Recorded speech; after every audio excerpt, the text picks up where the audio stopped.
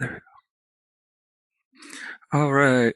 Hello, everyone. Happy holidays. Or I like to say happy late trip miss. um, there's this hypothesis that the Christmas story was inspired by those red and white amanita mushrooms in the Siberian and reindeer ceremony. So I call it trip miss now, but happy holidays, everyone. Um, Today we have a lovely guest on our podcast, Jill Sitnick. Um, she had written a book that came out recently called "Rescuing Jill: How MDMA and a Dose of Mushrooms Healed My Childhood-Induced PTSD." It's a great read, especially if you want to understand the workings of the psychedelic assisted therapy process and the steps through it. And there's a lot of misconceptions that you'll just take a psychedelic and it'll be a magic bullet and it'll solve, you hear that phrase, how's it go? My psychedelic journey felt like 10 years of therapy in one night. And every once in a while, I do see sometimes like that, but I think that's a minority of the actual experiences. I think these are things you really have to put a lot of effort into prior to the experience. And what she's going to share is going to make that a little bit more concrete. And it's not going to be easy. The experiences are not always, even MDMA, which is supposed to make you feel really good and empathetic, even that sometimes cannot feel that way if you're dealing with trauma.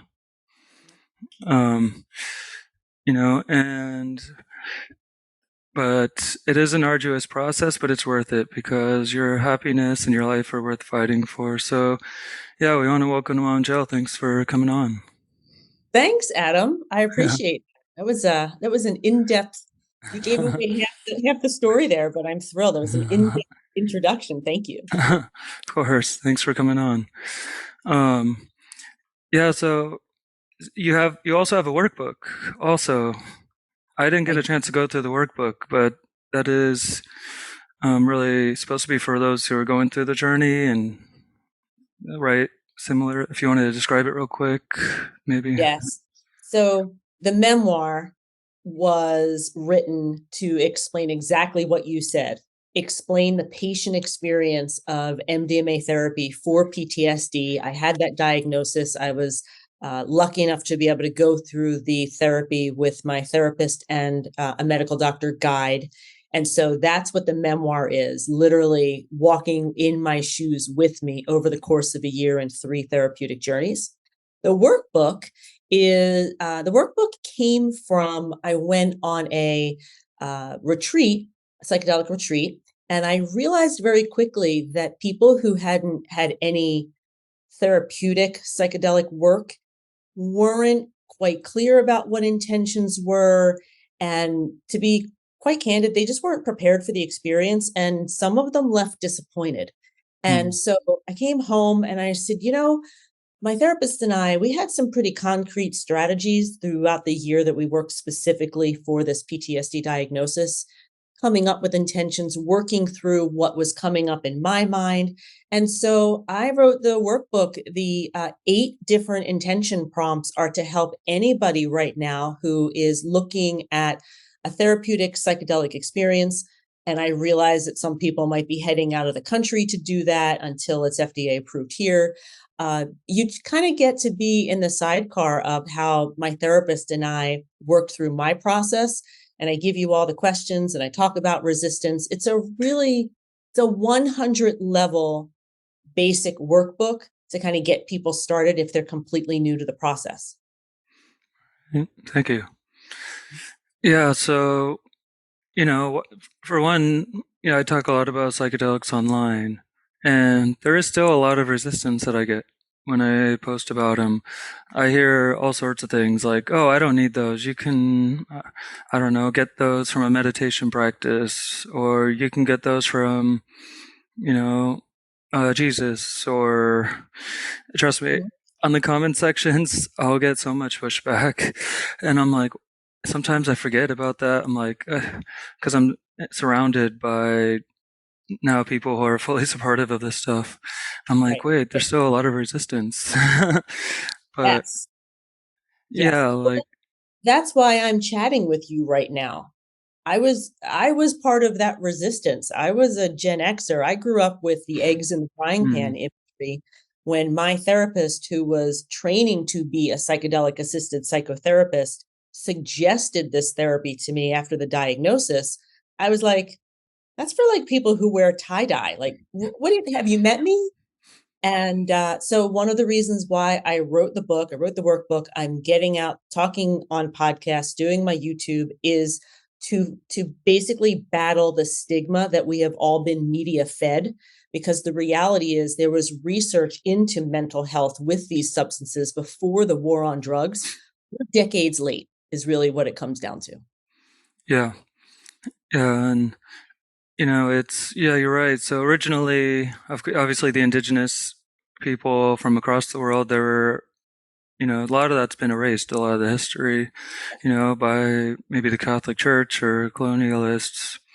But this, we now have people like Brian Mutarescu who wrote The Immortality Key and who hypothesizes and thinks Carl Ruck and some other people, Gordon Wasson, made this hypothesis, and that the ancient Eleusinian mystery in ancient Greece, which went on for 2,000 years, you listen to people like Aristotle and Plato and Marcus Aurelius, they all went and took this trek and had this most profound experience. Supposedly there was some kind of substance called the kukion, and Oh, we don't know whether it's a psychedelic or not. It's still debated.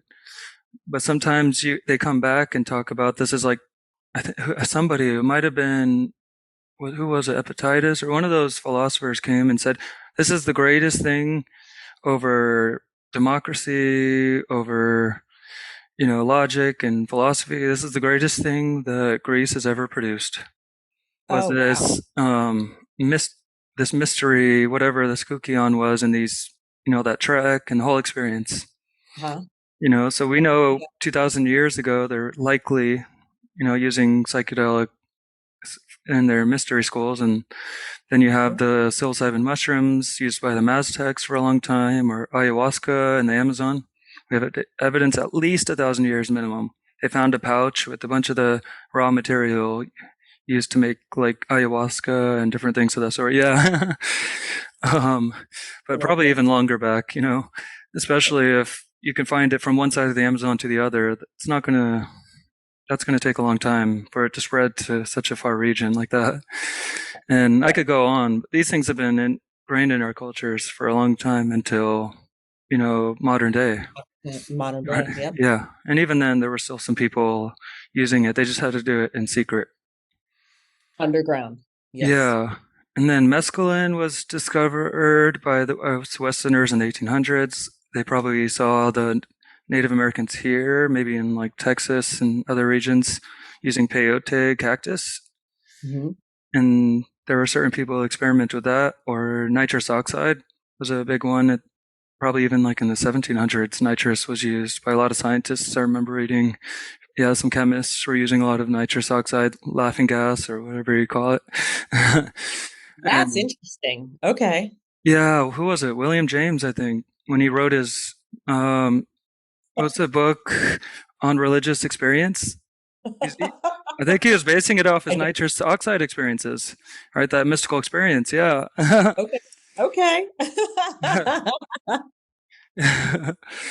So there's a lot of history. We really should, I'm glad it's making it out into the public slowly. But in Very. the 43, no, 1938, LSD was accidentally discovered or created by Albert Hoffman. But he just, he looked at it, he did some experiments, didn't see anything. And then a few years later revisited it. I Yeah. think 1943, April Michael 9th. Pollan's book kind of goes all through that. So I just refer people to Pollan's book so I Yeah. don't have to remember the dates. Yeah. How to Change Your Mind. Really good. And a good Netflix series. How to Change Yes. Your Mind. Yeah. And he accidentally, when he was looking back into it again, somehow he had like a very mild On experience. Yeah, he somehow had it on his hands or something, I think, and Yeah, ingested.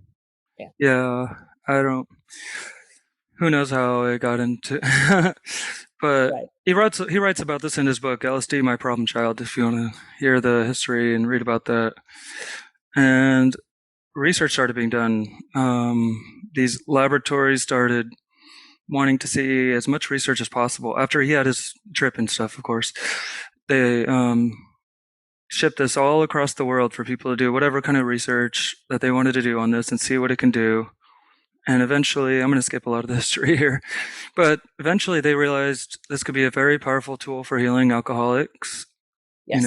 Bill Wilson, And yeah, co-founder of Alcoholics Anonymous, was a huge advocate of using things like LSD and gaining the spiritual experience and using that as a tool to heal from alcoholism. And it had a lot of good success. There were like, what, over 1,000 studies done during that time, the mhm. 40s, 50s, and 60s. And then it was just shut down. And all of those were taken out of the books, out of the textbooks, and just only a few people were reading them anymore. And I would highly recommend everybody go back and read that. We had all this. We knew that these things worked, and they were just. Yeah. And unfortunately, the media fed on the negative the same way that the media feeds on the negative now, and a particular kind of conversation was developed around certain drugs, and unfortunately then every single drug kind of got roped in. And I'm very, very thankful, Rick Doblin, researchers, for bringing back some common sense around what some of these substances can do for different diagnoses. Let's be honest, it's Yeah, it's a long time coming. yeah. I guess we should probably celebrate real quick before we get into your story. MDMA has been, they've applied to the FDA for MDMA to be a medicine. This is the first time a psychedelic ever in history has been, where this application has been made. Yes. This is huge. This is Yeah, huge. By the end of 2024, we should see, if all the paperwork and all the I's get dotted and the T's get crossed, that, I mean, we should see it as something FDA approved by the end of the year. I can't speak to how quickly the DEA will then reschedule, and the process of that, but at least we should have FDA approval by 2024. That's I think really good. Rick Doblin says they have about 6 months after the approval to reschedule it. And he Yeah. said they're probably going to reschedule it in a similar way the ketamine's scheduled. Like it's still going to be Schedule 1 for recreational use, but it's going to become like Schedule 3 or something along those lines for medicinal use. Yeah, And that makes sense to follow a playbook that's been established. That yeah. makes sense. It's a stepping stone. We're moving in the right direction. I wish it was a little bit faster because a lot of people are suffering right now, but Yeah, but I'll take any progress. me too. I mean, the fact that we're even here, I think, is really something to be celebrated. And as we get closer and closer to this therapy being available to people with particular diagnoses, I think it's important to let people know what the therapy is, because again, psychedelics have all these stigmas. Oh, I'm just going to see some wild colors and I'm going to be healed. And that's not, you and I both know that's not how it works. So I think it's really important to have the voices out now before even the marketing machines get out there and promise the world the way they sometimes Yeah, can. You suddenly start seeing things off label. I think it's important to kind of have a clarifying voice and explain what this therapy is and how it works. yeah. It's never good to use hyperbole, like for things that serious. You I know, agree. it's good because eventually people are going to see past it, and then they're going to mistrust almost everything you say now, right? Because a Right. few things you said were completely off mark. So Yep. it's best just to be truthful, objective, give the full nuanced perspective on these things. And there is a negative side to them, See? which Sure. is reality. But It's the way any substance yeah, in your system, if not dosed properly and not, I people it's funny when I talk about psychedelics and I talk about this, and the kind of pushback I get from podcast hosts is this isn't for everyone. And I'm like, of course it's not for everyone. I had a PTSD diagnosis. I do not have a heart condition. I have no history of psychosis. I had 2 people working with me, and my dosage was medically appropriate, and I didn't have anything else in my system. And when you look at all of those factors, it was a medical procedure. And so I sometimes get this pushback because psychedelics and their drugs. But if you look at it as a medical procedure where you're being dosed properly and your intake, Jill, what did you eat today? Have you stayed away from caffeine for the past couple of days? All of that kind of stuff. It's not nearly as terrifying as I think some of the media would lead us to believe. If you start to realize that it's a medical procedure with all of the medical, I say like the bumpers, when you're bowling and you've got the bumpers on the side, the bumpers, it's a medical procedure. Yeah. Yeah. And let's see, to put it in perspective with the MDMA trials that the MAPS has offered, that Rick Doblin helped lead, and he created MAPS like 1986 or something like that. It's been almost 30 years. I mean, he's been working towards this, but he's put in so much effort into this, and the last trials that needed to be passed to get through FDA approval. Yep. I mean, I don't know all the criteria that it required for people to get admitted to the study, but it was pretty like high, right? I mean, you needed to They try. They needed a PTSD diagnosis. I don't know what health criteria. I would assume they wouldn't have a heart issue. Yeah. MDMA is a stimulant. They were small numbers too. It's not like there were thousands and thousands and thousands of people, because clinical trials are ridiculously expensive.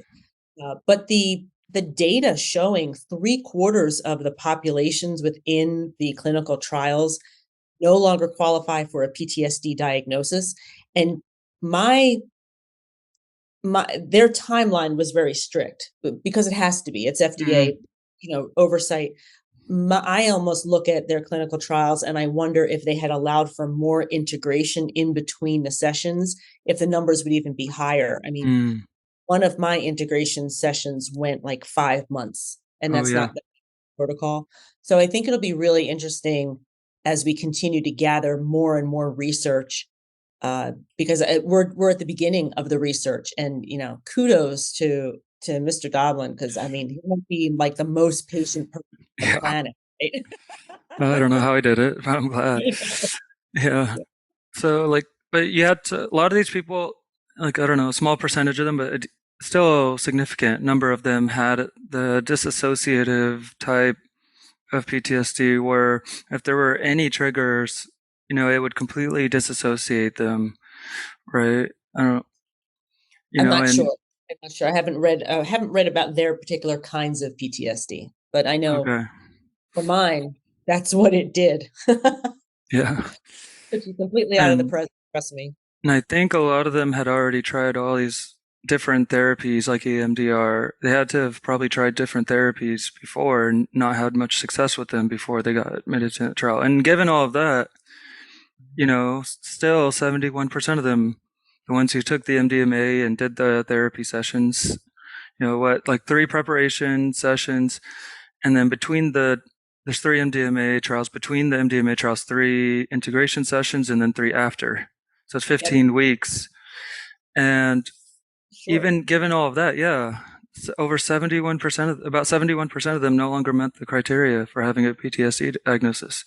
And none of the other therapies helped them very much. That's huge, Pretty impressive. And you and I both know that integration doesn't just stop.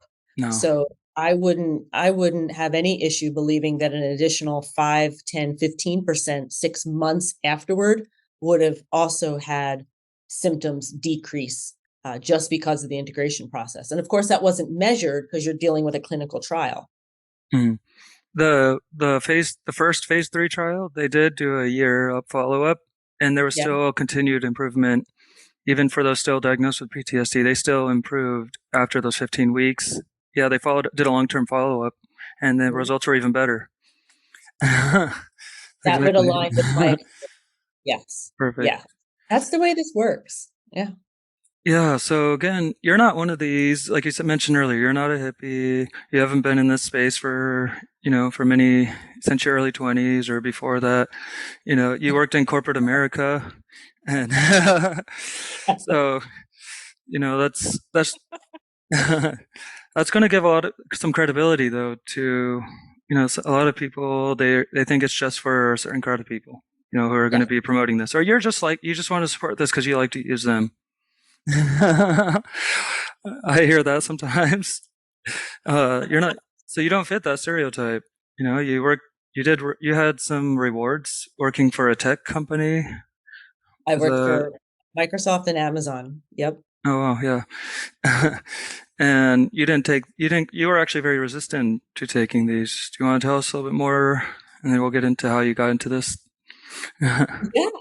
Well, I mean, really, it came down to, and we can talk about the specifics, but at the highest level, the basic story was that I had a never-ending panic attack. My life was completely stable. 98% of me knew that life was stable. 2% of me was saying, nope, there's a problem. I ultimately became suicidal. The therapist with whom I had worked deal with some grief, and again, we can talk about that, recognized the PTSD diagnosis after I kind of finally started talking about my childhood. And she's the one who suggested it. I totally argued. I was like, I don't have PTSD. I'm like super type A. I get everything. I'm adulting. Can't you tell? She had me read The Body Keeps the Score. I finally understood trauma locked in the body. She had me go to MAPS, look at the clinical research. And I trusted her. And when I met my guide, who was a medical doctor, I then trusted him. I said, I know I'm going to be in good hands. I was terrified.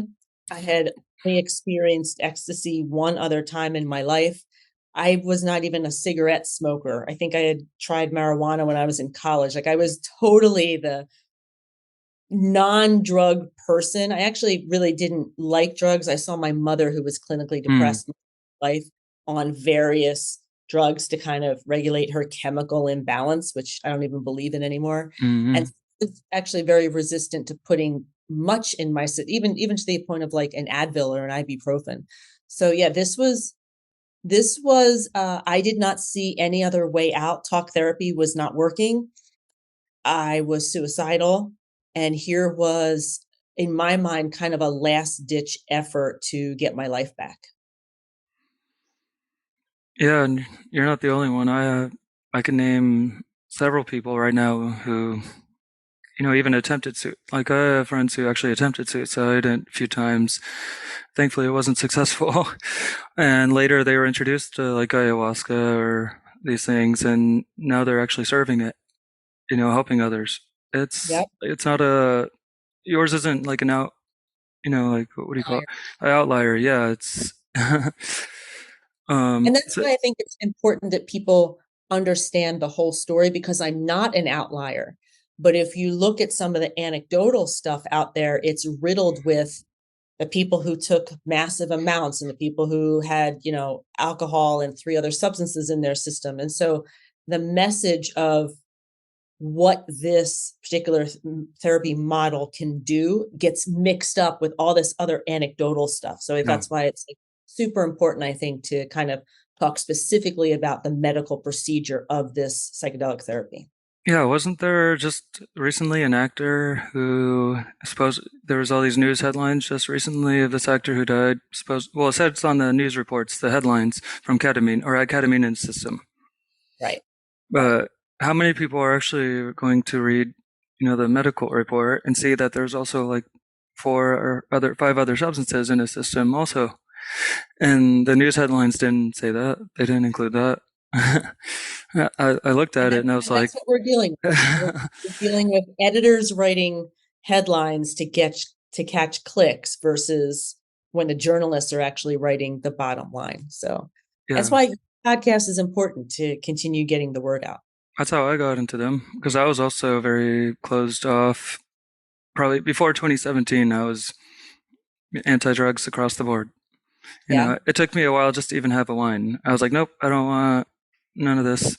you know, It's because I mean, I grew up seeing people with problems with drugs, and then I generalize, and then I don't take the nuanced perspective and look at the full picture. I just accept these stories and then generalize. And Well, how else would you, if you hadn't been exposed to any other perspective, it's totally natural. The same way I did. I was never exposed to uh, any other perspective. Yeah, totally natural. yeah, I was one of those people who was very like conservative at the time when growing up, and I was like, nope, I don't want to get, I don't go to parties, that's for people who are wasting time. I'm going to go and focus on my studies and focus on serving God. And now I don't believe any of those, but that was how I was growing up. And uh, so, yeah, it's just, let me see, a podcast. Yeah, podcasts had me reevaluate this. I'm like, wait, what are you talking about? There's these studies with these psychedelics helping people. I was like, but I was also desperate for help. And I was like, okay, let me just look into this and see what there is here. I looked at this Johns Hopkins studies, looked at them a little bit more. I was like, Yep. oh, there's something here, you know, you know? Yeah. Yeah. So, and these are, in your story, these are two medical doctors who, My therapist and my guide. yeah. So again, these aren't, just random people who serve you. These are people with an MD. Uh, my therapist is always very careful to say she doesn't have an MD. She's Okay. got her Okay. other qualifications. But in my book and in my videos, like to me, they're both doctors because they're both amazing, amazing individuals. So if I say doctors, guides, therapist, guide, like it's all the same thing in Oh, my. okay. They probably they have PhDs probably then, or the So after MDMA is approved, then I okay, will ask permission to talk more about okay, them. But okay, yeah. right now, All right, yeah, yeah. Probably not a good idea to give any identifiers. no, they're um, wonderful people who help a lot of people, and when they are ready. yeah, and so they're qualified, right? Yes. And Finally. that should get that should cause anybody to pause who's skeptical. Like I see a lot on like documentaries and YouTube videos. There are a lot of people out there serving psychedelics who aren't qualified, and it's unfortunate, but because this is all criminalized. And I think if you have, so you were just talking about the qualifications of the people with whom you work. I think if you don't necessarily have a lot of capital T trauma, I mean, my mother attempted suicide. I was beaten by my father. There was a lot going on. And if you didn't have a lot going on and you have a small number of capital T traumas and maybe a whole bunch of little t traumas, then maybe you're heading to like Peru and you're heading to a resort that is known for working through trauma. For me, as a PTSD patient, I would not have been successful. I just know I wouldn't have trusted. I mean, I needed a long-standing relationship with someone who knew me. And even then, my first journey was rocky. So I would just say to people, know who you're working with, and depending on what your diagnosis is or your needs, evaluate where you're going to actively search for this kind of therapy. That's my advice. yeah, and don't yeah, and another good to add to that. You might only know one person who serves medicine, and you might be desperate. Still, it's not worth taking a large risk because it could traumatize you even more if you have the wrong person. That could have you or many more years to deal with that, and that does happen, unfortunately. I agree. I agree. I have on my website, thejourneysage.com, I actually have a couple of resources to help find some people, at least to find information to maybe put the brakes on a little bit in terms of, oh, I heard about this guy over in this next state over who does this, just to be a little cautious and do a little bit of research about who you're going to work with first is I have some resources to help folks on my website with that. Yeah, one good advice I've heard is, and I agree with this because it's helped me a lot too, is to see if there's a local psychedelic society in your area. There's Yeah, psychedelic societies now in most major cities in the U.S. at least, and probably outside somewhere. And so true. Yes. Yeah, and I'm in Phoenix, and I help with the volunteer with the Phoenix Psychedelic Society here, and it's been such a great community. Don't just trust anybody though. Get to know them really well before you trust them. There's a lot of bad actors even in the psychedelic space, Yes, which there are. And don't buy drugs off of Instagram. yeah, no, never do that. You Never never do know if that. it's a DEA agent for all you know. Right. or I never hear a good story of, I got this off of Instagram. No, you got scammed off of Instagram. yeah, it's not worth the risk. you know. So yeah, like just I think what the Chacrin Institute is a really good institute for. I know they have some work trying to help expose bad actors and ayahuasca, like Oh, really? shamans, if I remember correctly.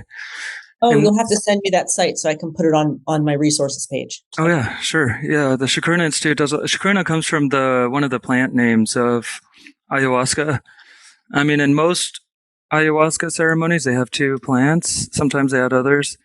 They have the ayahuasca vine, which contains, these beta carbolines like harmaline, harmine, and tetrahydroharmine. Those are the things that allow you to consume the other plant, which has DMT, and prevent your monoamine oxidase enzymes from breaking those tryptamines down and allow you to have that longer DMT experience.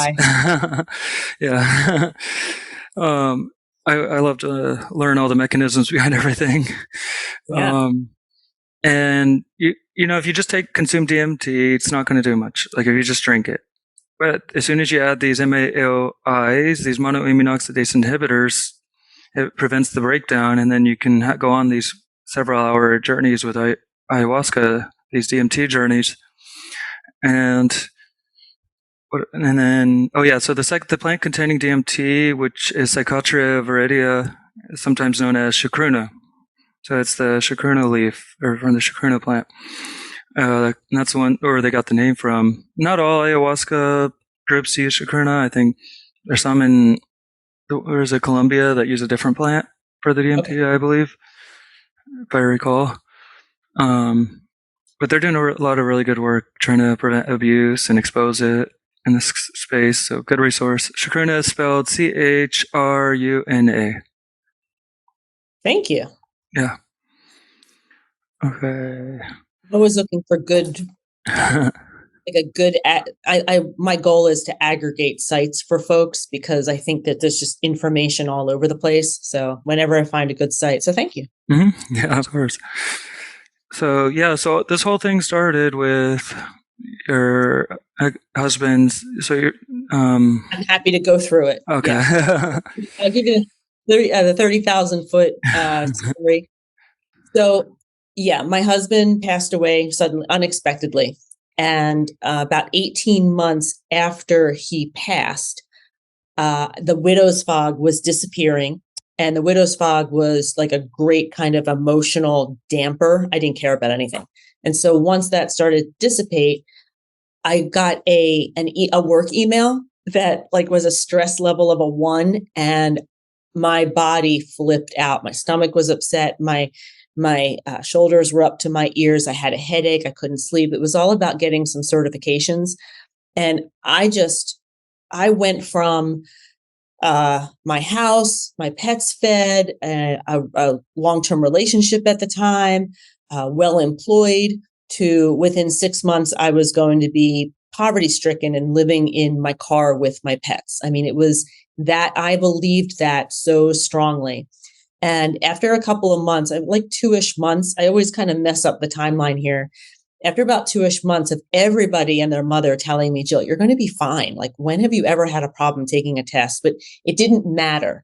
It didn't matter because what I learned was that my inner children, all of the trauma I had from a child, which I just thought I had kind of a crappy upbringing. Lots of people had far worse. I didn't realize how much of the being thrown out of my parents' homes and the domestic abuse and the drugs and the suicide, I didn't know how much of that was still with me. So I went to my therapist who had helped me with my grief work. And when I started to explain my symptoms, She asked me to talk to my body and find out what my body was saying. Totally alien to me, because to me, my body was just something to, get stuff done. And I started remembering, well, my shoulders were like when I was 10 and I was trapped in my room and I couldn't get out with my father beating me and, stuff like that. I basically attached childhood memories to my body and how it was feeling. And she just kind of like looked at me, because we had never talked about that stuff. We had only talked about the grief work. And ultimately, in her office on a weekly basis, talk therapy, another couple of months, I wasn't making any progress. I was totally 1,000% sure that the universe was out to get me. I was exhausted. There was no point. I had done everything I could to be safe. And I thought it could all be ripped out from under me. And I was also terrified of my father finding me, but that's a whole other thing. And that's when she recommended this therapy, because I just wasn't making any progress with talk therapy, to be candid. And I had been on Wellbutrin. That wasn't helping. So ultimately, I went off of Wellbutrin and prepared for the journeys. And then I started my first journey in September. So this whole thing happened in like the spring. So all through the spring and summer, we being me and my therapist, we prepared for that first journey. And from that September to the following September is when I then no longer qualified for the PTSD diagnosis after 3 experiences with psychedelics, specifically MDMA. First journey, second journey. Third journey was MDMA with a pre-approved by me mini dose of mushrooms. And so that's kind of the 30,000 foot view of my healing story. Yeah. And it wasn't all like, how do you call it? Like, there was a lot of points during that experience where, let's see, it wasn't smooth. Let's say it wasn't smooth, and it wasn't, just linear like this. No. No. So to give folks an idea, for me, the breakdown of the therapy was 40% preparation, 20% the actual day, and the day can last anywhere from 5 to 8 hours, depending on how guarded you are, your dosage, and all that kind of stuff. My first journey, for instance, was 5 hours. My third journey was like a solid 7 to 8 hours. So it definitely was like a comfort level thing. So 40% preparation, 20% the actual day, 40% integration. Very much like any medical procedure where you need to prepare yourself, you have the procedure, and then you need healing time. The integration process, if you want to think of it almost like physical therapy, where, you kind of work through the healing, that's how integration was for me. It basically allowed me to see my childhood pretty traumatic memories of getting beaten and yelled at and all that kind of stuff. But I was finally able to look at those memories without my body reacting. Meaning I was able to look at those memories, no longer reacting like the toddler or the 9-year-old or the 11-year-old that I was at the time. I was able to look at those memories with a calm body from an adult's perspective. And suddenly, hey, the universe is out to get me was my toddler view, because my toddler view couldn't understand that my father was actually not a good caregiver. Kids don't understand that. They think that the world revolves around them. Mm-hmm. Here, something awful is happening. A 210, 6'2" man, or 230. I was mess up his stats, is beating me up. It's got to be about me. The universe is against me. Versus as an adult, like, no. That man has problems. So those reframes, that's painful stuff. It was a year of a lot of crying, a lot of loneliness, a lot of reliving stuff. But there's another side, I got past it, and those particular memories, they're still there. I still had my childhood, but they're not emotionally charged anymore. My body doesn't respond the way it did. So I hope that's a decent summary for folks. Yeah, and I think, and you know this better than I do, but from what I've read at least, and you can clarify, there's a lot of people who, do their work on their PTSD without MDMA, even with MDMA, but not as much with MDMA actually.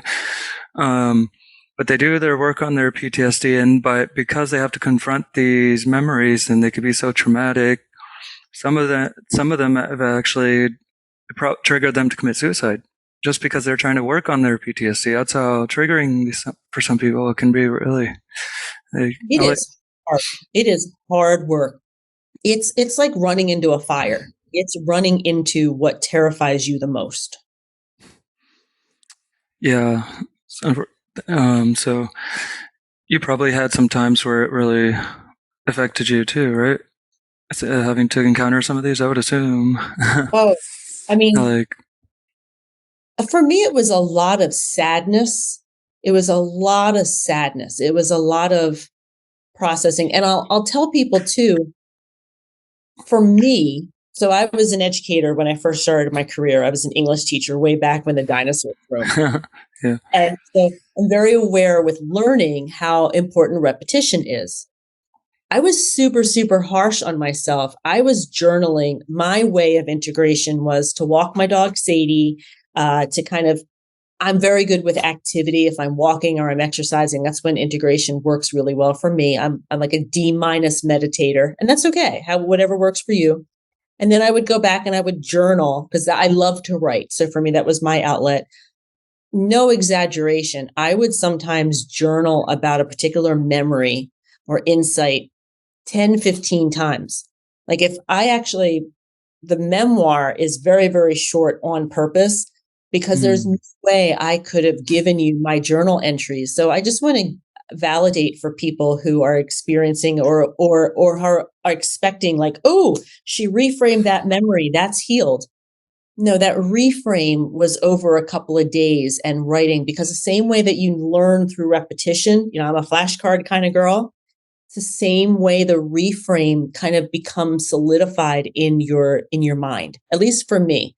So I just want to validate for people to give their brains time, allow that healing to happen, even though, I was dealing with a memory of finding my mother after her shotgun attempt in the bathroom. I was dealing with that for like 2 weeks. It didn't feel great.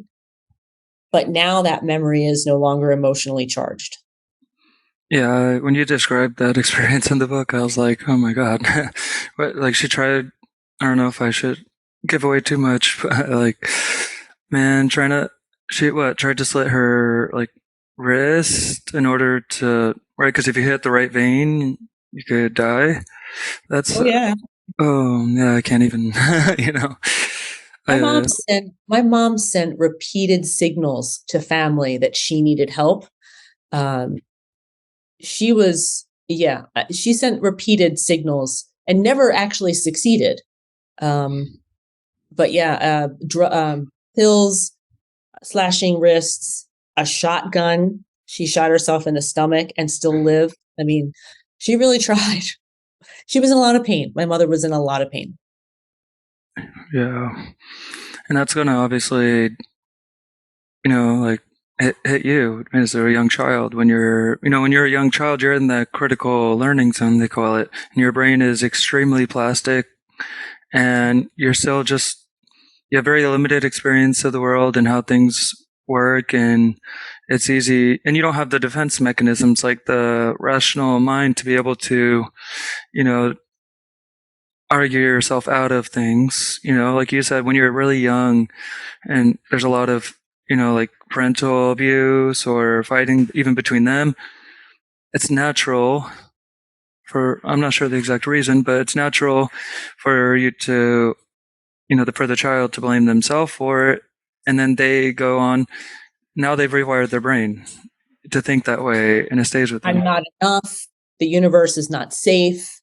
Because a child, and I don't know what age this changes, but a child, all of that awful stuff with my mom was up until the age of 5.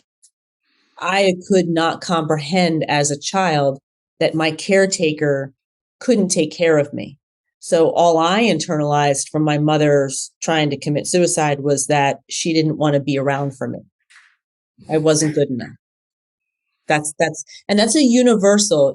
I am shocked at how many people it ultimately comes back to a feeling inside of just not being worthy, of not being good enough. It's almost fundamental. I almost now wait for it when I'm talking to people because I'm like, it's going to show up. It's going to show up depending on who I'm talking to. Yeah, I mean, changes actually, I mean, I know from my own experience, it changes can be very challenging, very slow. Sometimes you have to be really patient, and that can be really hard. And it's easy to want to lose hope. I've wanted to lose hope many times. Because when I was I've never had PTSD or like depression or anything, but I've suffered from I was diagnosed with social anxiety disorder at 16. I don't remember if they said social phobia, but I definitely know they diagnosed me with social anxiety disorder. Oh, And and of course, every childhood has different degrees of trauma, and then the trauma isn't just what happens to you; it's also how you respond to what happens to you. It's Gabor Mate, and yes. I forget the author, but in the book that you were talking about, The Body Keeps the Score, I think he mentions that too. Oh, Vanderkolk. Yeah. Mm-hmm. Yep. So you could have two people experience the exact same incident, but one is going to be more traumatized, just how they internalize it. Sure. So these things are really complex, and just like addiction could be a very complex thing. It's not what you learn in school or what you learn on television is not. It's a very small aspect. These things take a while to really see the full picture of what addiction is. It's not a chemical hook alone, or. I think that's one of the reasons why it's challenging to explain a therapeutic psychedelic experience when you're listening to many voices, because everybody's traumas or upbringing, boy, I'm going to mess up the grammar there. The traumas and the upbringing are different.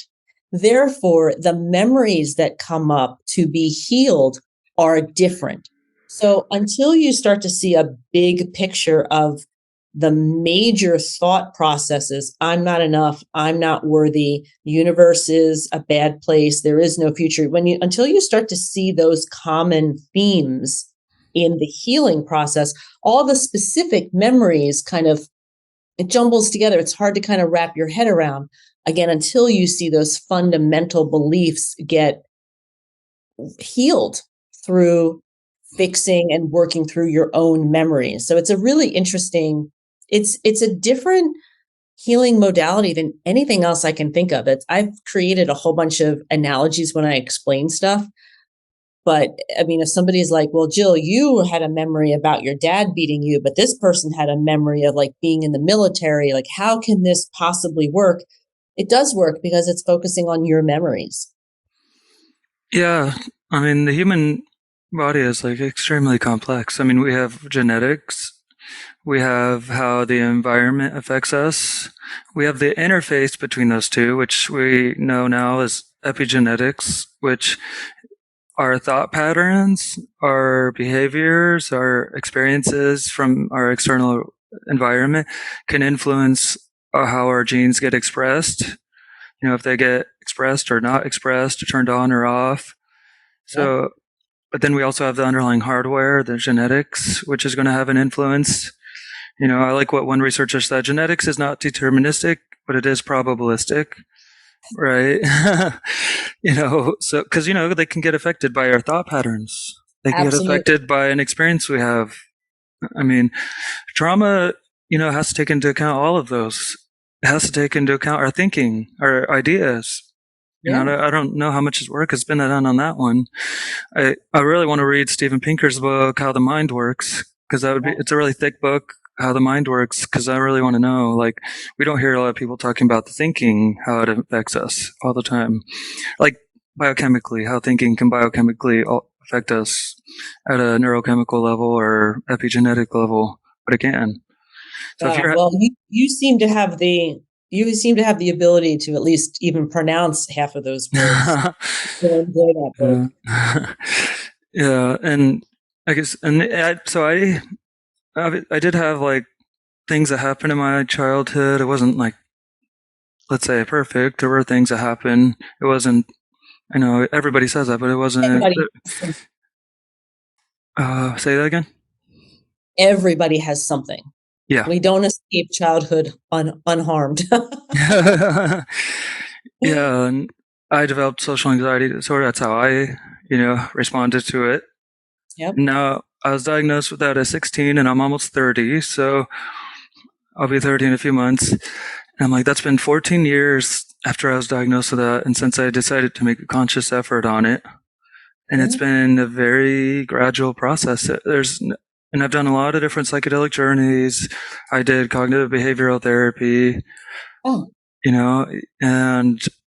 But it's never been like an overnight shift. I have to keep working on it.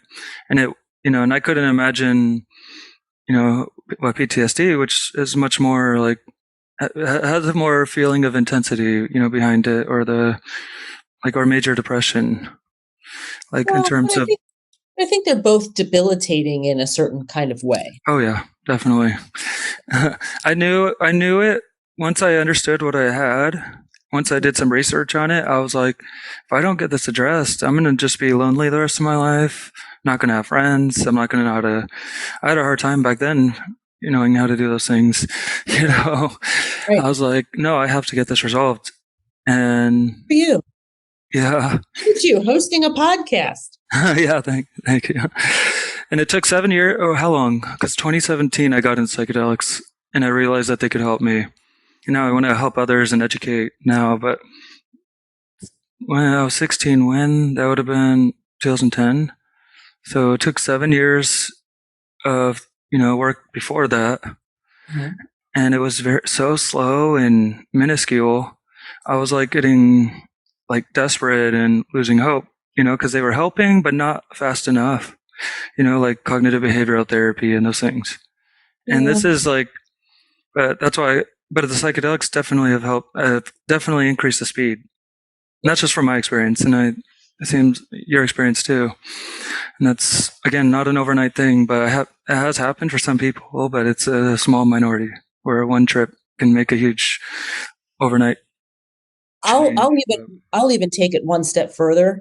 I mean, I didn't start dealing with my childhood stuff until 30 years later. There were things in my subconscious that I don't think talk therapy, with how guarded and protected I had been, I don't think my own subconscious ever would have let talk therapy get as deep as psychedelics, to be candid. And that's why I think we need these. Some at least do. Yeah. You need it. Absolutely. Absolutely. Yeah, there's no other tools I know that can break past some certain threshold, that other therapies, for some reason, there's a threshold that people can't seem to get past with all the other therapies, that these things can help you get past.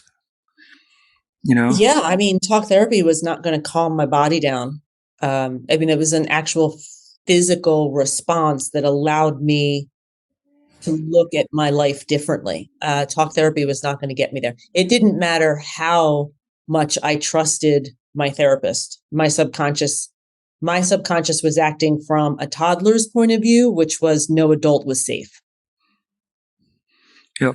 And we saw with the MAPS trials, there were some people who did commit suicide during the trials, but they were I think they were exclusively from the group that didn't take the MDMA. Trying to work on that extreme PTSD is not, it really can be challenging and really maybe even, I don't know about impossible, but pretty close to it, really dealing with that. And the MDMA, I like to discuss the mechanism a little bit from what I'm aware of.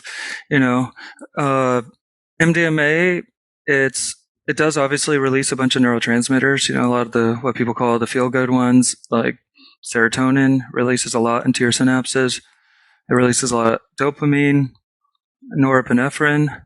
It does release some oxytocin, probably also why it helps with like empathy, compassion, bonding between people. Some of the oxytocin gets released. But it also does another thing. It reduces activity in our amygdala, which is our, emotional center, or, in our limbic system. And that's in people, especially with PTSD, it's very overly hyperactive and always on guard in a state of fight or flight. And if you're in that and you're trying to encounter these triggers, it's waiting to explode, But MDMA really does reduce a lot of activity in that. So it can reduce a lot of the fear that you might have towards, encountering them or moving closer to them. Yeah. And then it also increases activity. And there's a connection between these two, the hippocampus, where a lot of your long-term memory storage is, or, a lot of neurons are formed, neurogenesis. It's your memory center. That activity increases there, with this. And that's why not only does your fear of encountering your past experiences decreases, maybe not, decrease to zero, but it definitely decreases. And then your memory center opens up. So now you might have access to some of these also that may not have otherwise been without that. I don't know if that sounds accurate to you or from your experience using it. I had a line in the book that the analogy I made, the way I thought about it was like, I must have had some folders because I was a techie. I must have had some folders in my head, and one of the folders like shit that doesn't get opened. Don't know. Really? And then all of a sudden I was kind of opening in it. And then I even made kind of a joke in the book, like that folder must have an auto delete because I don't remember every single beating, every single slap, every single insult. It was pretty clear to me that the medicine was finding, or the memories that were the most traumatic and had imprinted on me the most. But to be very clear, I was marinated in abuse. And so that folder at one point was probably really thick. But again, after 30 years, I think it had an auto delete. I had forgotten a good part of it. And I hadn't actually actively been thinking about my childhood for 30 years too. So to suddenly have kind of a couple of memories float to the surface and suddenly I can see the patterns from an adult perspective was just monumental for my healing. Yeah, and then maybe we could talk just, and you said some of those didn't come until the later aspects, or maybe even with the psilocybin a little bit. You had to go and break down the other layers first before you could get to those deeper ones.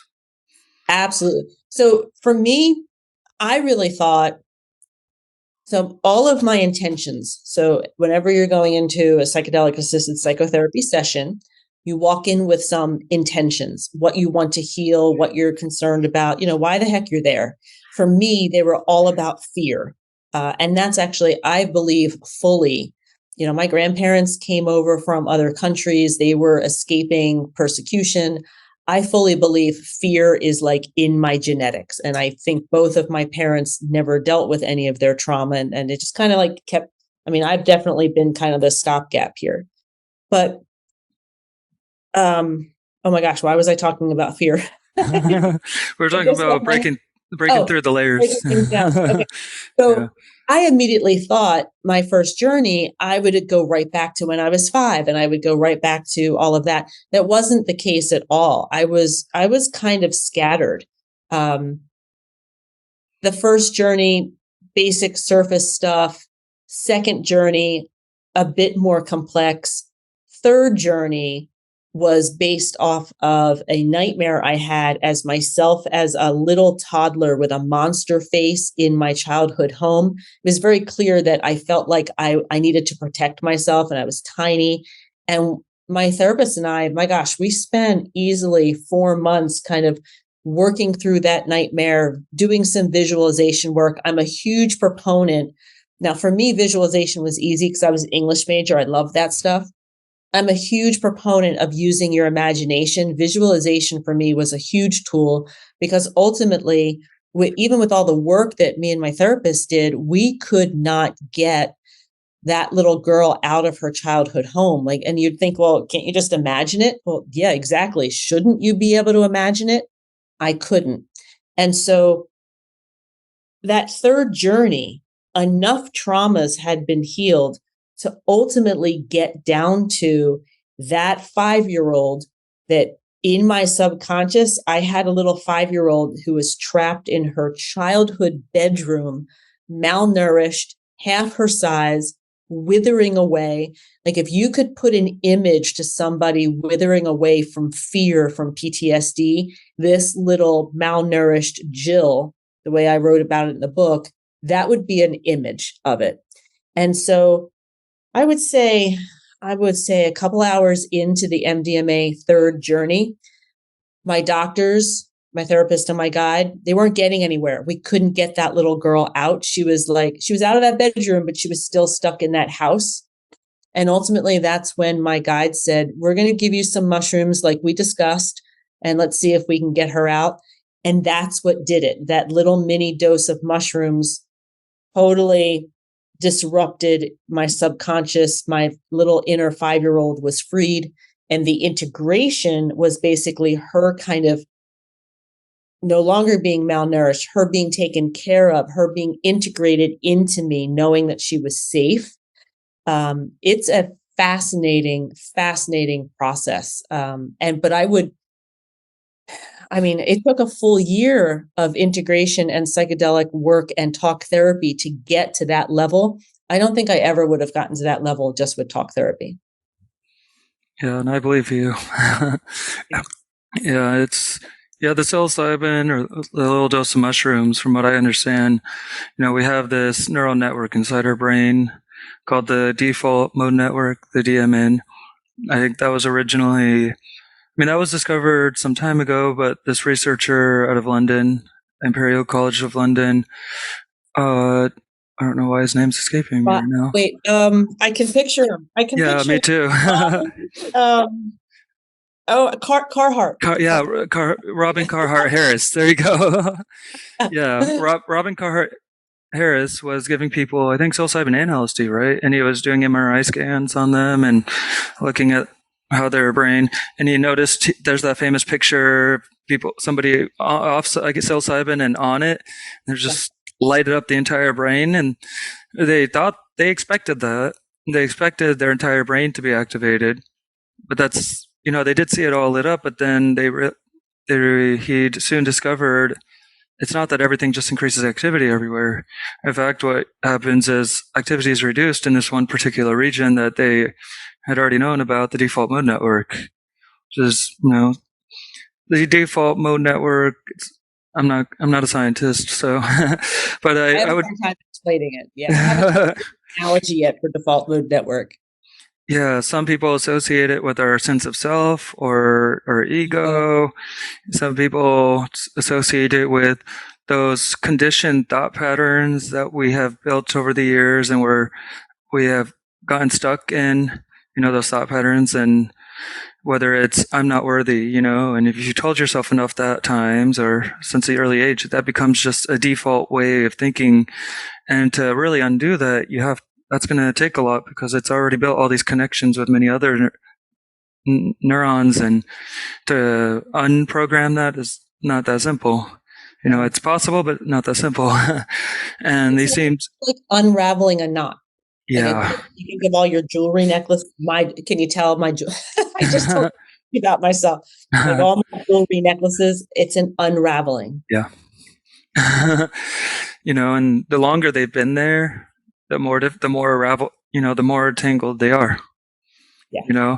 And somehow, through activating these serotonin receptors and whatever else they do, they start to turn down activity in this region and make you a little bit more flexible in a sense. But by doing that, it does increase activity, or it does increase the excitatory, the neural firings and stuff, and the rest of the brain, something along those lines, by turning down this region. And of course, I always want to know how things work, so I was like, how can that be? And I heard an analogy that makes a lot of sense. Oh, good. Yeah, so think of you're in a major city, and there's this huge bridge, that most people use, who live outside the city. They have to drive to work, and they have to go through this, it's maybe a lot of traffic too, and this is our standard route, our standard way of thinking, right? Yeah. And one day, they have to do construction, or maybe some incident happens and the bridge is shut down. and for some reason are not there, but it just shut down actually. And well, people still have to go to work, they still have to get to the major city, and now they lost their major route. So now what do they have to do? They have to find other ways to get in. And, they find, all of a sudden you see all these other pathways to the major town, increased activity in them, right? You still have to think. We still have to have some kind of sense of the world and our experience of space and time. You're seeing things differently because you're coming into the central place from a different perspective. That's interesting. I might have to steal that. I don't know. I read it somewhere, but I can't remember where. I'll have to look where I got that from. It made a lot of sense to me, though. Yeah. I've heard the snow globe. Yep. Michael Pollan talks about that one. And I think Carhart has talked about the I'm not a skier, so I'm going to, everybody who skis is going to get very angry at me in a moment. Like a ski route down the mountain that they get kind of tracks. Yeah, the grooves. I'm so sorry. The grooves out there. And that like a big giant snowstorm kind of erases those. And I think he made the analogy that, psychedelic, you're able to kind of start from scratch to a certain extent. For me, it was more like kind of retracing those grooves with additional snow versus just covering them. But I still like the analogy. I think it's something that people wrap their brains around. Yeah, no, it's a really good analogy. In physics, we have the principle of least action, right? That everything in classical mechanics follows the path. Any path from A to B, they're always going to take the path of least action in classical physics, Newtonian physics and all of that. You can derive all the Newtonian laws and everything based on that one principle. And for us, we don't have the time and energy always to have to think our way through every single choice that we make and what are the consequences. There's a limit to, how much we can reason. So we built these cognitive heuristics. We build these habitual habits that seem to have worked in some way in the past, and our brain caught on to it, so that we don't have to think every single time through every single thing. We build automatic thought processes that have worked in the past at some point, so we can just automate that. And that's what happens with trauma too. You're put in a very dangerous situation or harm, and your brain develops some kind of automatic thing that works for you to protect yourself. And then it becomes programmed, and now it's an automatic, habitual, or way of thinking, right? Default way of thinking that gets into our default mode network. And then you get something like psilocybin, which just, creates some flexibility, disrupts it. Yeah. Just like the snow example, you have all these grooves. If you want to get down the mountain, there's many paths you could take, but you're usually going to take the path that's going to be easier. That those grooves that have already been created, that your brain already created, right? You have a layer and you have to go a different way. Yep. And now when the snow, I don't know, it fills all those grooves, right? Now you have a chance to create new paths at least. You're going to get a lot of comments from the skiers. Yeah, I know. Yeah. I'll tell you too, even after healing, one of the things that healing allows me to do is recognize some of those old grooves that they don't necessarily always go away. I remember when my husband passed, or my partner passed, I always say partner versus husband. Someone said to me, expect a lot of anger, a lot of sadness about anything from your past that had kind of upset you. And this is way before the diagnosis. And I was like, oh, you don't know what you're talking about, whatever. Well, I'll tell you, it's true. My dog is very ill and has far fewer days ahead of her than behind her. And when I first found out, I immediately, the grief, the sadness, and I immediately went into the universe just takes from me. And what did I do to deserve this? And why is the universe being so mean? And I went into all those thinking patterns for a couple of days. And then at one point I realized, I was like, wait a minute. She's 17. She has had a great life. When I get reincarnated, I'm going to come back as my dog. like, this is just her time. This really has nothing to do with you. Um, and I recognized that was an old thought pattern. And as soon as I realized it, my body calmed down. I was sleeping much better. I mean, it's very sad. The grief is there. But the healing with this modality allows me to sometimes realize, I wish it hadn't taken that long, but I'm going to miss my dog. I was very, very sad. So that was a pretty big trigger. Mm. That's what's going to happen. You're going to be able to start to see that old way of thinking and realize, hey, wait, that doesn't apply anymore. Before this therapy, absolutely never would have gotten anywhere close to that. I would have been going to the whole thing that it's all about me. The universe hates me. The universe wants me to be isolated, come up with 10 million sentences that go along that line. That's the way my brain functioned at the time. So the healing modality, you might still have some of those grooves, but it's much easier for you to see them and get off of them. Again, the skiers are going to be upset with us, but we'll just go with that analogy. Yeah, it may not be a huge snowfall. It might be a snowfall, nevertheless, so it does cover it. But obviously, the deeper grooves aren't going to be fully covered. They're just going to be a little bit more cover, a little bit less deeper. A little less deep. Maybe, yeah. So it's not an, what do you call it? Avalanche? It's not an avalanche, but it does cause, It was a flurry. Yeah. It's just interesting how, I think it's what meditators are able to do. You're kind of able to sit there and kind of see your thoughts. Yeah. And that's what this therapy has allowed me to do. But even with meditators, I haven't seen the documentary yet, but there's a documentary and a research study that has been done on long-term Zen meditators. Yeah. I think the movie is called Descending the Mountain. And I don't think the research paper has been published yet, so maybe it has, I'll have to check.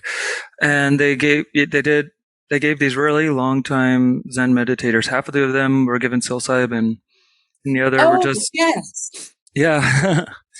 And even for them, like, they still actually enhanced their practice even after the experience. Yep. Like, they've been doing this for decades, and even then the stuff could still help. Yep. Yeah, I saw that. And even there was some other study too about meditators and how they're able to kind of calm their brains down. Oh, I'm so not. It was very similar to like after a psychedelic experience and kind of the calming. So yeah, there's lots of similarities. I just happen to be a meditator that requires activity. And I think that's also important to validate for people. You don't have to just be the sitting there, follow your breath, a meditator for this to work. It can be art, it can be exercise, it can be music, whatever allows your brain the freedom to kind of roam around the memories and the traumas that need to be healed. I actually have a whole section in the workbook, like, don't feel like you have to sit quietly for 30 minutes a day for integration. Do what you love to do and your mind will start to heal.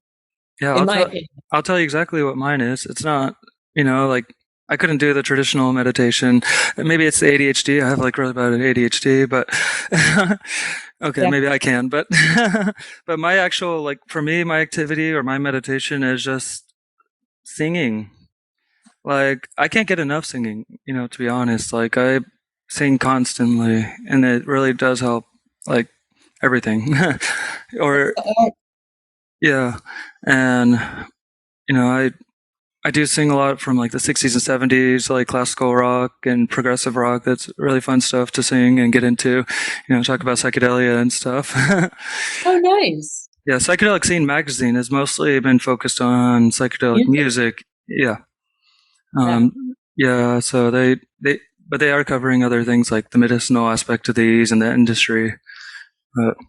I wrote an article for you folks about what therapy is. That's how I got introduced to you folks. Yes.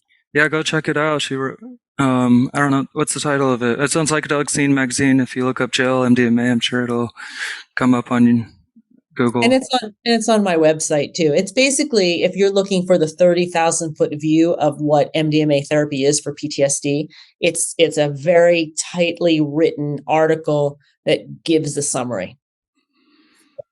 Yeah. And before we close, So unless you have anything else, because I'm sure there's a lot we could talk about. No, uh, great job. It's your podcast. Whatever question yeah. you have. Yeah, and I don't want to give too much away. I'm hoping that this conversation at least gets you all interested in reading all of the details of her book and her full journey. You know, small podcast can't really do that full justice or anything. You know, her reading the book does really like show you the non-linear path of this healing process. There were a lot of ups and downs, even though the general pathway was up. But there was like it's like the economy; it goes up and down, but it's growth. And there were a lot of times that your trauma, the thought patterns that from that still kept coming in and trying to hold you back a little bit more, and but you'll get that full ride in the book. I almost said novel. Oh, no. Almost, Well, I caught and, myself, but I'm like, and the memoir is if you want to actually know like my childhood story. And it's so funny because even now I'm like, nobody wants to know that. The YouTube channel is much more for the people who are like, okay, I'm interested in this therapy. Tell me more about it specifically. So the YouTube is like the educational side. The memoir is like my story. So that might help people decide what kind of content they're interested in too. yeah. And for a lot of those who were like, well, my child is relatively normal, and yes, I might have had some mild traumas along the way. Let's not forget they're Right. probably like she mentioned, she probably still has trauma from your grandparents or beyond. I We think, now know it's pretty well accepted within the biochemical geneticist world. It's pretty well accepted that there is intergenerational trauma, yep. and it might sound like you as me, I'm like, that sounds crazy, but I was like, I could see maybe some mechanisms, but really it's just epigenetics again is a major component, not all of it, it's a major component of that. You do some of that epigenetic, some of that sequence of genes that get, and the way they're expressed and not, that sequence can actually has been shown to show up a couple of later in generation from maybe a trauma that happened in their grandparents. There was the famous example they always give is the example, where was it? I think it was in Scandinavia Yeah. or The mice and the shocks. no, but I do know those ones too. Actually that's true. Now we have like actual like you know actual Research. like we we did the experiment, we traumatized them, and 2 generations later they still showed some of those epigenetic alterations. We had the original population study that triggered this interest in this. I can't remember which famine it was, but the family, it was a short famine, I think, Okay. in Scandinavia. And, those who had, I'm trying to remember, those who had, were in the womb, I think, during the time of the famine versus maybe young children or teenagers, there seemed to be a difference, in In their the, anxiety levels. yeah. And then even like one generation after that, they still saw that those who came from, you know, parents who were in the womb or something there was higher incidence of stress and depression and PTSD. I don't know. I can't remember right now, but if you looked up on Google, intergenerational trauma, famine, population study, it will come up. I should definitely read it again so I don't have this again where I don't remember all the details, but it is Well, I think is a simpler way to think about it, and this is my theory. okay. I think it's a way to explain instinct. Like, how do animals know to stay away from certain things? My Yeah. guess is at some point there was a trauma somewhere, the link was made, and now when future generations kind of just know something, they have an instinct. I think that's how things kind of started. Like, I know Hmm. for a fact with me, if you looked at my behavior or my parents' behavior, I didn't know my grandparents well at all. One would say the instinct to be scared all the time, the instinct that everything is scary. You need to protect yourself. You need to like run away. So I've kind of started to understand that we just haven't labeled it well, or like we just haven't labeled how we know something very well because we didn't have the research around it. But I fully believe that fear has been like through at least 3 generations in my family. I just don't know. They came from other countries, so I don't know anything about them in the other countries. But the last 3 generations, absolute fear as a driver. Yeah. Yeah, no, I know you're right about, I think that is the leading hypothesis. I think people like Rachel Yehuda, who is a psychedelic researcher, but also like a geneticist, I believe, who does a lot of work on how psychedelics impact our epigenetics. And she talks a lot about intergenerational trauma. Yehuda is like Yehuda. Dr. Rachel Yehuda has a lot of good information and pieces written about this. But the leading hypothesis is like what you were saying, like these are features, not bugs, right there. Yeah. If your grandparents goes through a particular trauma and then she built a defense mechanism for it, well, it makes sense that, you'd want to protect that kind of protection in generations past. It's, all this, a lot of these are features of, our responses to things that are properly working. Yes. It allowed us to survive. Yeah. Yes. It just becomes problematic when it's no longer, when you're no longer in the environment that triggered it and you still have all those responses. Now it's just hurting your life, even though they originally had a purpose and probably did help during that short period or longer. Yeah. I'm afraid to get a new job because I have a basic instinct that anything new is dangerous. Yeah, I mean, thought patterns can absolutely impact parts of our lives that if you don't start doing the work to understand why you're acting certain ways, you'll never necessarily uncover the fact of, oh my gosh, that's really how I think. And how did my parents think? And, I think we kind of understand that how our parents think definitely impacts us as children and adults. We kind of either go with them or against them has always been my kind of philosophy. There's obviously some nuance there, but I never, before getting into this healing journey, I never would have thought to really think about my grandparents, but now I absolutely do. Yeah, that's interesting.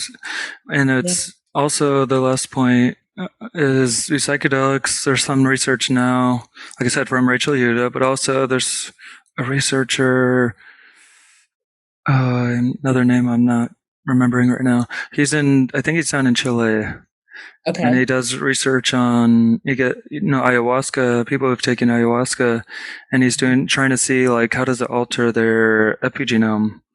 Yeah. And I think there was one, for example, they clearly showed, for example, I think sigma 1 receptor, they called it. I don't know much, so I don't know what it is, but that's what I remember. That was one epigenetic marker or something that was affected by it. And they showed that ayahuasca seems to have an impact on our epigenetics. And then you have Dr. Joe Tafur, who's actually here in Phoenix where I'm at. I've met him a few times. He's doing research with MAPS to see, I think, still. He's doing research to see if the MDMA participants, he's doing the same epigenetic analysis to see if he could see how MDMA is impacting that. That'd be fascinating research to read. Yeah, which is cool because then that gives you hope. If you have intergenerational trauma, and one of the main mechanisms for that to come passed down is through epigenetics, and then the psychedelics also seem to help us by, healing our epigenetics, whatever that means, or how it does that, I don't know, but if it does that, then that's the trauma away from the genetics is maybe a way to think about it. Yeah, not just our nervous, but they're all interconnected. Our epigenetics, our nervous system, our default mode network, thought patterns, they're all connected. And these things can help intergenerational trauma. That's pretty good. That should give us some hope that, that's why I still promote these so heavily. Of course there's risks, but I think we do need them. Some people do need them at least. Maybe not everyone, but there's definitely a subgroup, however large that is, where these things are, the tool that's really going to help them where other means might Well, not. I mean, on average, 5 to 6% of the US population has or has been diagnosed with PTSD, and over 100 veterans a day. I read a statistic. I think it said like 132. I actually should get where the quote was, but regardless, even just one veteran a day committing suicide, when we have this healing modality that can help people, there's need out there, in my opinion. There's definitely need out there. This could impact the lives of millions of people, millions of families. I would have had a different life if this therapy had been available in my 20s. I may have even had children. Like, there was no way I was going to bring a child into this world. I was sure my father was going to come and kill it. Oh, I say that laughing now, but that was a very real fear back then. So the ability to heal individuals and heal family lines is tremendous here. I can't wait to see the research about the MDMA and the epidemic. yeah. I can't even get that word out there, but yes, that's Yeah. You know who Rachel Yehuda is? no. I like to recommend checking out her work and talks on YouTube and writing. I really am going to keep looking at this very closely as well, because Fascinating. Yeah, I don't know. Do I have anything else? There's just so much we could go on about. You know how to find me. Yeah. I think maybe we'll get together after it's approved, and we can start to understand kind of the way that it's going to be rolled out. I think we can have an interesting discussion then. I'm very excited because isn't he talking with the insurance companies too? And there's actually might be hope that they're going to insure this. I mean, it's $15,000 treatment. Yeah. Huh? It has a code now to be able to code it.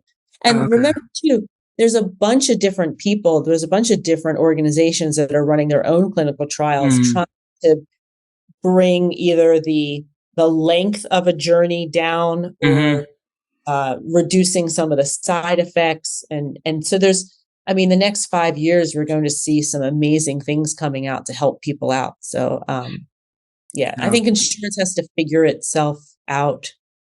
It makes a lot of sense, though. I mean, like, how much money does the medical industry and health insurance industry have to pay for, if you have major PTSD, how much medical effects that's going to have on you throughout the years, and how much they're going to have to spend. If you could just spend $15,000 on them, and that saves them hundreds of thousands of dollars per person, it's a rational thing to do, for them. And there's an end. Like, I still occasionally chat with my therapist after my third journey. I definitely had some additional journeys, but not at the same pace and not at the same severity. So I think what's interesting about this modality is that whereas we're kind of used to, okay, we'll just kind of take an antidepressant for the rest of our lives, or we'll take XYZ for the rest of our lives, this actually has like an end. Yeah.